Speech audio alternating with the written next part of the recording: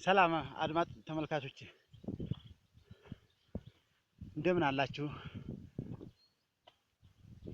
ላይክ ሰብስክራይብ በማድረግ እኔን ለመከተል እኔን ለማዳመጥ ቪዲዮዬን እስከ መጨረሻው ድረስ በመከታተል አበረታቱኝ። እኔም እናንተን የሚያስደስት ነገር ቆንጆ ነገር ለመስራት ዝግጅቴን አጠናቅቄያለሁ። ላይቭ እስከምገባ ድረስ ነው። ላይቭ እስከምገባ ድረስ ብቻ ነው እንጂ ላይቭ ከገባሁ አዲስ በጣም መልካም ምድሮችን በጣም ቆንጆ ነገር አሳያችኋለሁ። በነገራችን ላይ አሁን ያለሁት በገጠር አካባቢ ላይ ነኝ ያለሁት። እዛው በቦታው ላይ ነው የምገኘው። ይሄንን ቅጠል ታውቁታላችሁ? ይሄ ቅጠል ምን እንደሚባል ታውቃላችሁ?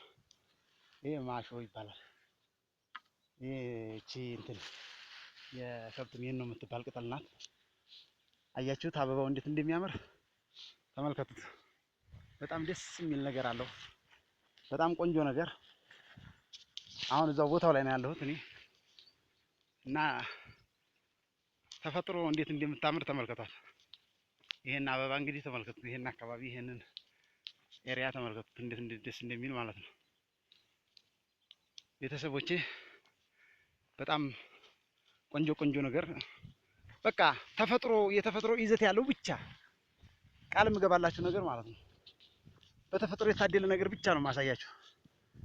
መልካም ምድራችንን፣ የሀገራችንን ገጽታ፣ የሀገራችንን መልካም ምድር፣ የሀገራችንን አቀማመጡን፣ ወንዟን፣ ፏፏቴዋን፣ ጅረቷን፣ አድባራቷን፣ ገዳማቷን የሚታይ በጣም ብዙ ነገር አለ።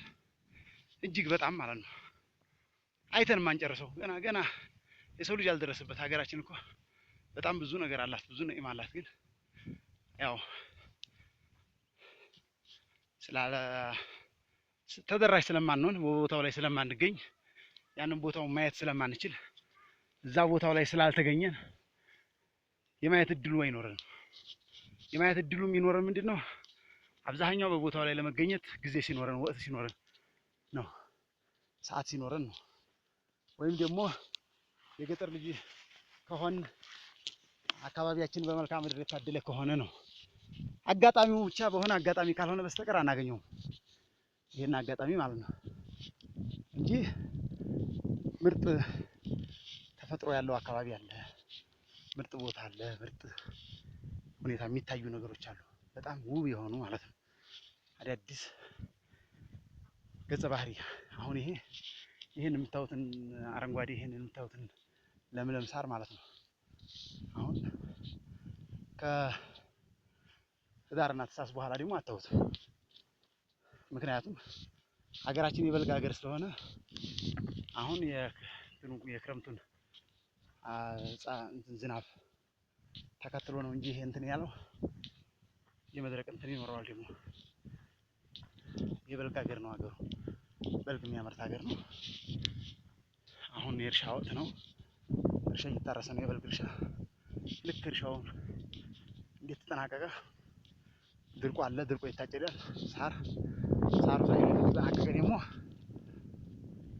ትንሽ አረፍ ይባልና ደግሞ የዘር እርሻ ይጀመራል ማለት ነው። አዎ ብላዬ ያው ከተፈጥሮ ጋር ብዙ የተቆራኘ ነው ሀገሩ። በቃ ተፈጥሮ የሰጠችውን ነው የሚጠቀመው እንጂ የመስኖ ውሃ ምናምን የለውም ሀገሩ። ይኸው እንደምታዩት ደጋ ነው፣ ወይና እልም ያለ ደጋ ነው። ወይና ደጋ የሚባል እንኳን አይደለም፣ ደጋ ያለ ደጋ ነው። እና ግን አሁን ላይ ገና ነው፣ ገና ውሃው አልደረቀም። ክረምቱ ያው ገና ሙሉ በሙሉ ጥንቅቅ ብሎ አልወጣም እና እርጥበት አለ፣ ሳር አለ፣ ለምለም ነው አካባቢው። እንደምታዩት አያችሁት? ሳሩ ያምራል በጣም። መኸርም አለ፣ መኸርም ይዘራል።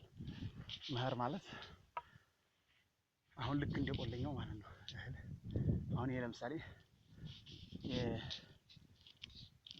በህዳር የሚታጨድ ይሄ ነው። ይሄ እንደምታዩት ገና መዘርዘር ጀምሯል።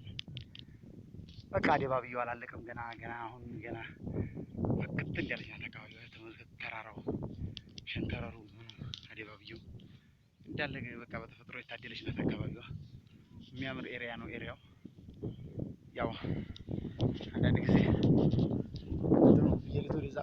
የሚባል ነገር አለ እና ተፈጥሮ ናፋቂ በሩቅ ይኖራል። ተፈጥሮ ደግሞ በሌላ ቦታ ትኖራለች። እንደዚህ የመለያየቱ ነገር ስላለ ምንም ማድረግ አይቻልም እና ነው እንጂ ሀገራችን ነች። አልተጠቀምንበትም እንጂ እዚህ ውስጥ አሁን እንደምታዩት ይሄ እንደምታዩት ማለት ነው ምንም የሚጎረብጥ አየር የለውም። አየሩ በቃ የሚያምር ነው። አድለዋለች። በቃ እጇን ዘርግታ ነው የሰጠችው ተፈጥሮ። ለምን ህጓ ነውና ማለት ይሄን ሰጠች ብሎ የሚወሳት ስለሌለ ተፈጥሮን የሰጠችውን ለቸረችለት ትሰጣለች። ደግሞ ልንሳህም ደግሞ ላለችው ደግሞ ትነሳለች። በነገራችን ላይ የዚህን ሀገር በተፈጥሮ መታደሉን እንዲያጣው አለ ደግሞ ተፈጥሮ የነሳቸው ሀገር ያንን ልነግራችሁ ስለፈለኩ ነው ይሄንን የምላችሁና በቃ ተፈጥሮ ታድያላለች እንዴ ያስብላል። እና ለዛ ነው ቤተሰቦችዬ ብቻ ያው አለ አይደል አንዳንድ ጊዜ ይታደሉታል እንጂ አይታገሉትም አሉ። ስለዚህ ይሄን ይመስላል። ይኸውላችሁ አሁን ላይ ያለንበት የወቅታዊ ሁኔታ ትንሽ ሀገራችንን ማቀዛቀዙ ነው እንጂ ሀገራችን ሊኖርበትም ሊያለሙበትም ሊያድጉበትም የሚችል ሀገር ነው። ሀገራችን መስራት ለቻለ ሰው ውብ ነው ሀገራችን። ተመልከቱት እንግዲህ ዘቅዝቄ አሻግሬ የማሳያችሁን ሀገር ተመልከቱት እንዴት እንደሚያምር ማለት ነው። ብዙ ጊዜ እንዲህ አይነት ቦታ ማለት ነው